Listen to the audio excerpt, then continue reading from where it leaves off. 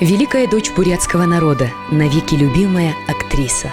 Жизненный и творческий путь народной артистки СССР Марии Николаевны Степановой – пример счастливого союза упорного труда и таланта, дарованного небесами.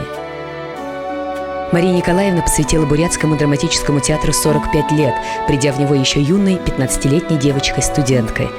Большую роль в ее становлении как актриса сыграл режиссер Александр Васильевич Миронский, разглядевший в ней одаренную натуру. Ей были даны природный вкус и артистизм, но еще и одно, не менее важное положительное качество – умение работать. Главным для нее всегда оставалось дело. Лучшие силы души она отдавала театру, и в этом был корень ее успеха. За годы работы в театре Мария Николаевна сыграла более 100 крупных ролей.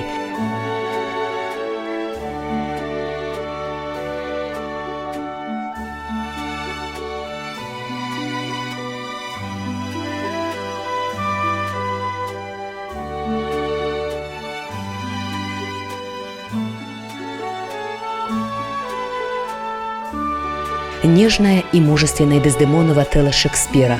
Сильный, глубокий характер русской женщины Катерины в «Грозе Островского», в роли которой Степанова поднималась до высот подлинной трагедии. По словам заслуженного артиста РСФСР Александра Канина, много раз ставившего «Грозу» в различных театрах, такой Катерины нет нигде и не скоро, вероятно, будет.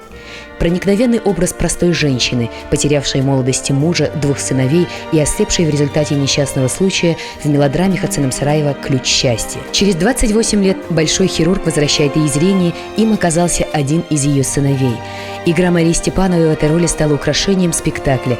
Весь зрительный зал плакал, когда она исполняла сцену прозрения и встречи с мужем, с сыновьями. Настолько достоверной и правдива была актриса в этот момент.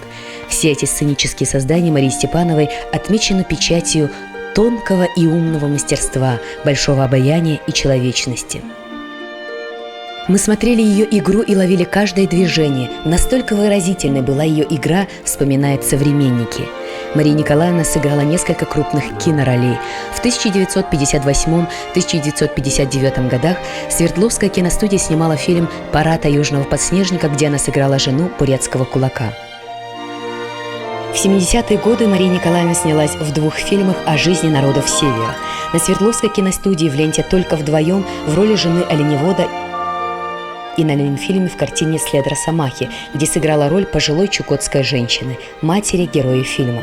Во время съемок Мария Николаевна и актриса театра Дарима Сангажапова побывали на Чукотке.